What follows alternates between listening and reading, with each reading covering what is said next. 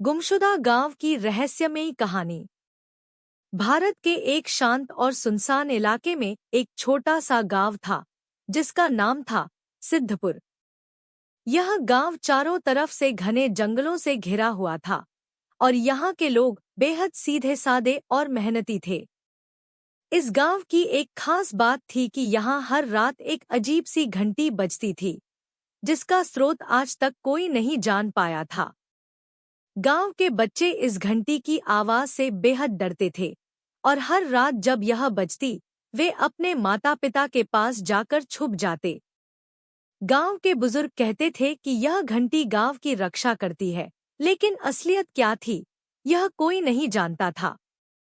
एक दिन गांव के मुखिया रामप्रसाद ने तय किया कि वह इस रहस्यमय घंटी की सच्चाई का पता लगाकर ही मानेगा। उसने गांव के सबसे बहादुर युवकों को इकट्ठा किया और जंगल की ओर चल पड़ा। रामप्रसाद और उसके साथी जब जंगल के गहरे हिस्से में पहुंचे तो उन्होंने देखा कि वहां एक पुराना और टूटा-फूटा मंदिर था। मंदिर के अंदर एक प्राचीन घंटी लटकी हुई थी जो खुद ब खुद बज रही थी। रामप्रसाद ने अपने साथियों से कहा, हमें इस घंटी को बजने से रोकना होगा। शायद यही हमारे गांव की मुसीबतों का कारण है। लेकिन जैसे ही उन्होंने घंटी को छूने की कोशिश की, एक तेज रोशनी फैली और रामप्रसाद और उसके साथी बेहोश हो गए। जब वे होश में आए तो उन्होंने खुद को गांव से दूर एक अजनबी जगह पर पाया। वहां कोई भी घर या लोग नहीं थे, सिर्फ एक बड़ा सा पेड़ खड़ा था। रामप्रसाद और उसके साथियों ने उस पेड़ के पास जाकर देखा तो वहां एक शिलालेख था जिस पर लिखा था, यहाँ से वापस जाने का रास्ता नहीं है। वे सब घबराए हुए थे, लेकिन तभी उन्हें एक बूढ़ा आदमी दिखाई दिया। वह आदमी बोला, तुम लोग उस घंटी की सच्चाई जानना चाहते हो? तो सुनो, यह घंटी इस गांव के लोगों की रक्षा करती थी, लेकिन एक दुष्ट जादूगर ने इसे श्रापित कर दिया।